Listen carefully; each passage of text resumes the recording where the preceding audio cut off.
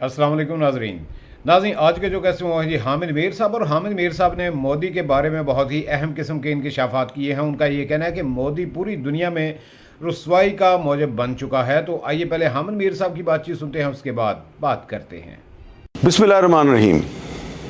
भारत के वज़ीर आज़म नरेंद्र मोदी का नया नाम सरेंडर मोदी है। सरेंडर मोदी उनको इसलिए कहा जा रहा है कि नरेंद्र मोदी ने भारत की जो प्राइड एंड प्रेस्टीज थी, जिस पे कि उसको बड़ा मान था,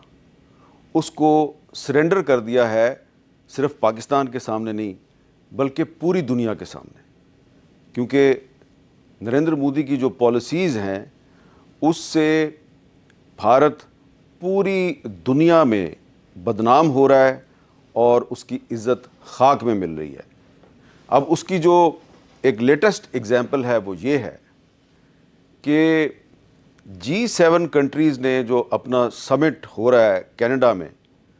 तो उस समिट के लिए जो नरेंद्र मोदी को इनविटेशन थी वो देने से इनकार कर दिया है, बल्कि ये कहा जा रहा है कि इनविटेशन कैंसिल कर दिया है। उसकी वजह ये है कि पिछले कुछ अरसे से, कई साल से Narendra Modi regularly G7 countries का जो समिट है, दुनिया के किसी भी मुल्क में होता था, उनको इनविटेशन मिलती थी, वो बड़े शौक़ से, बड़े एहतमाम से G7 कंट्रीज़ के समिट में शिरकत करते थे। और फिर इंडियन मीडिया जो है वो बड़े धूमधाम से ऐलानात करता था कि भारत दुनिया की एक उभरती हुई इकॉनमी है, साउथ एशिया की सबसे बड़ी पावर है, जिसको कि G7 कंट्रीज़ भी बड़ा इम्पोर्टेंट समझते हैं और अपने हर समिट में उसको दावत देते हैं। लेकिन इस दफ़ा 2025 में जो समिट कनाडा में होने वाला है, तो उसमें मोदी साहब की जो इनविटेशन है उसको कैंसिल कर दिया गया है। अब ये इम्पोर्टेंस क्या है G7 की? G7 की इम्पोर्टेंस ये है कि ये जो दुनिया की बहुत पावरफुल इकोनॉमीज़ हैं, ये उन इकोनॉमीज़ का एक अलाइंस है। इसमें कौन कौन से ममालिक शामिल हैं? इसमें कनाडा भी है, इसमें फ्रांस भी है, इसमें जर्मनी भी है, इसमें जापान भी है, इसमें यूके भी है और यूएसए भी है। तो अब आप सोचें कि एक ऐसा अलाइंस कि जिसमें यूएसए भी है, यूके भी है, फ्रांस भी है, उस अलाइंस ने मोदी साहब जो हैं उनको जो इनविटेशन एक्सटेंड की जा रही थी कैंसिल कर दिया और उनसे कहा कि भाई साहब, thank you very much, we don't want to C you, यानी हम आपको नहीं मिलना चाहते, you are not welcome to G7 summit. अब कहानी ये है कि मोदी साहब की जो हुकूमत है वो इस G7 समिट में जाने के लिए सर तोड़ कोशिशें कर रही थी। और इसका सबूत क्या है? इसका सबूत ये है कि जो मोदी साहब के फॉरेन मिनिस्टर है, जिसको वो अपने एक्सटर्नल अफेयर्स मिनिस्टर कहते हैं, जयशंकर साहब कोशिश कर रहे थे कि जो इस दफ़ा G7 समिट का होस्ट कंट्री है कनाडा, उसकी फॉरेन मिनिस्टर हैं, उनका नाम है अनीता आनंद। तो जयशंकर साहब उनको कांटेक्ट कर रहे थे बार बार कि मेरे से बात कर लें, और अपने जो ब्यूरोक्रेट्स हैं उनके ज़रिए, अपनी जो हाई कमीशन है इंडिया की, जो हाई कमीशन है कनाडा में, उसके ज़रिए कोशिश कर रहे थे कि जो प्राइम मिनिस्टर साहब को जल्दी जल्दी इनविटेशन मिल जाए। तो ये जो संडे गुजरा है, संडे के दिन जयशंकर साहब ने कनाडा की जो फॉरेन मिनिस्टर हैं अनीता आनंद, उनके साथ फ़ोन पे बातचीत की और कोशिश की कि किसी तरीके से मोदी साहब जो हैं उनको G7 समिट का इनविटेशन मिल जाए। लेकिन जनाब, उनको इनविटेशन नहीं मिला। अब अनीता आनंद साहिबा जो हैं वो पैदा तो इंडिया से बाहर हुई हैं, लेकिन उनकी सारी तालीम जो है वो कनाडा की है और वो एक लॉयर हैं और 2019 से पार्लियामेंट की मेंबर हैं। और इससे पहले वो जो पिछली हुकूमत थी उसमें भी वो कैबिनेट में शामिल थी। उनके जो वालिद साहब हैं उनका ताल्लुक़ था तमिलनाडु से, उनकी वालदा का ताल्लुक़ है ईस्ट पंजाब से। तो उनके वालिद और वालदा दोनों का ताल्लुक़ इंडिया से है। तो इस कनेक्शन को एक्सप्लॉइट करने की कोशिश की जयशंकर ने لیکن وہ کامیاب نہیں ہوئے، اور کینیڈا نے مودی صاحب کو انویٹیشن نہیں دی۔ اب یہ ایک بہت بڑی امبیرسمنٹ ہے، ہیومیلیشن ہے مودی کے لیے کہ پہلے اس کا جو چیف آف ڈیفنس اسٹاف ہے جنرل انیل چوہان،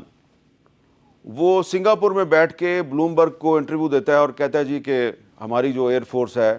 اس کے نقصانات ہوئے ہیں، لیکن یہ اہم نہیں ہے کہ نقصانات کتنے ہوئے، یہ اہم ہے کہ نقصانات کیوں ہوئے۔ اور یہ جو ایڈمیشن ہے، اس ایڈمیشن نے پوری جو دنیا ہے اس میں انڈیا کو جھوٹا ثابت کر دیا، اور جو انڈین میڈیا ہے وہ سر پیٹ کے رہ گیا کہ دیکھیں ہم کہہ رہے تھے کہ بھارت کا کوئی نقصان نہیں ہوا، اور ہمارا جو چیف آف ڈیفنس اسٹاف ہے وہ سنگاپور میں جا کے اس نے ہمارا جو جھوٹ ہے اس کو بے نقاب کر دیا۔ تو یہ امبیرسمنٹ پہ امبیرسمنٹ ہو رہی ہے مودی صاحب کو۔ اور جو G7 سمٹ ہے اس میں فرانس بھی شامل ہے، تو اس کا مطلب یہ ہے کہ یہ بہت ہی محدود ممالک کا ایک الائنس ہے، تو اس میں اگر فرانس بھی شامل ہے تو فرانس کی بھی مرضی شامل ہوگی کہ مودی صاحب کو نہ بلائیں، تو اس میں USA بھی شامل ہے، تو یقیناً اس میں USA کی بھی مرضی ہوگی کہ جناب مودی صاحب کو نہ بلائیں۔ تو اس کو اب اس نظر سے دیکھا جا رہا ہے کہ یہ جو مئی کے مہینے میں بھارت اور پاکستان کی جو 4 دن کی ایک جنگ تھی، بہت ہی محدود وقت کی جو جنگ تھی، اس جنگ کے بعد سے مودی نے جو دنیا میں جھوٹ بولا، اور مودی جو کہ امریکہ کا اسٹریٹجک پارٹنر تھا، مودی جو کہ پورے ویسٹ کو یہ امپریشن دے رہا تھا کہ بھئی چائنا کا اگر مقابلہ کرنا ہے تو میں ہوں حاضر، لہٰذا آپ چائنا کا مقابلہ کرنے کے لیے اپنی تمام ٹیکنالوجی، اپنے تمام ویپن، تمام ہوائی جہاز مجھے دیا کریں کیونکہ میں نے چائنا سے لڑنا ہے۔ لیکن یہ جو انڈیا پاکستان کی جنگ تھی، اس جنگ میں جو انڈین ایئر فورس اور انڈین آرمی ہے اس کی جو انکمپیٹنس ہے، اس کی نااہلی ہے، اس کی وجہ سے جو ویسٹرن ٹیکنالوجی ہے اس کی کریڈیبلٹی خراب ہو گئی ہے، اس کا مارکیٹ میں ریٹ نیچے گر گیا ہے، اور چائنا کا جو ریٹ ہے وہ اوپر چلا گیا ہے۔ حالانکہ پاکستان کا یہ موقف ہے کہ ہم نے ایک میڈ ان پاکستان لڑائی لڑی ہے، ٹھیک ہے ہمیں چائنا کی مدد حاصل تھی، ہم چائنیز اکوپمنٹ بھی استعمال کرتے ہیں، لیکن ہم نے اس جنگ میں جو زیادہ تر اپنا اسلحہ استعمال کیا، جو ٹیکنالوجی استعمال کی، وہ میڈ ان پاکستان تھی یا ہم نے کسی اور کنٹری سے خرید رکھی ہے۔ تو اب اس کے ساتھ سپلیمنٹ ہو گئی ہے یہ ایک بہت بڑی سفارتی ناکامی، ا بگ ڈپلومیٹک ڈیفیٹ، کہ مودی کو G7 سمٹ میں شمولیت کے لیے جو دعوت تھی وہ کینسل کر دی گئی، ڈسپائٹ دا فیکٹ کہ کینیڈا کی جو فارن منسٹر ہے انیتا آنند، اس کی جو فیملی ہے اس کا تعلق بھی انڈیا سے ہے۔ اب اس کے ساتھ ہی ساتھ آپ یہ بھی یاد رکھیں کہ ایک طرف انڈیا سے جو ویسٹرن کنٹریز ہیں وہ ناراض نظر آتے ہیں، اور دوسری طرف رشیا بھی انڈیا سے ناراض نظر آتا ہے۔ جو حال ہی میں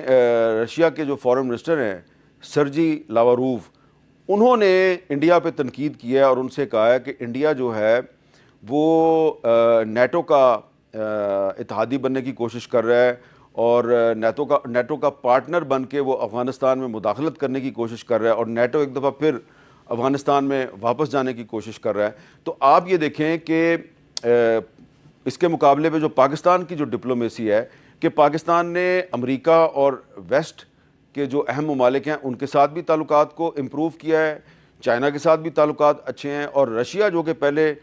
جی تو ناظرین، آپ نے حامد میر صاحب کی بات چیت سنی، تو ان کا یہ کہنا تھا کہ کینیڈا جیسے ملک نے بھی مودی کو اپنے ملک آنے نہیں دیا۔ وہاں پر جو کانفرنس تھی اس میں کافی بڑے بڑے ملک شامل تھے، جس میں جناب امریکہ اور فرانس بھی شامل تھا، تو ظاہری سی بات ہے کہ فرانس نے بھی کہا ہوگا کہ مودی صاحب کو اس کانفرنس میں نہ بلایا جائے۔ تو اس حوالے سے مودی صاحب کی چیخیں جو ہیں وہ آسمان چھونے لگی ہیں کہ مودی تنہا ہو گیا ہے، پوری دنیا میں رسوائی کا موجب بن گیا ہے۔ تو یہ تھے جناب حامد میر صاحب، اجازت دیجیے، اللہ حافظ۔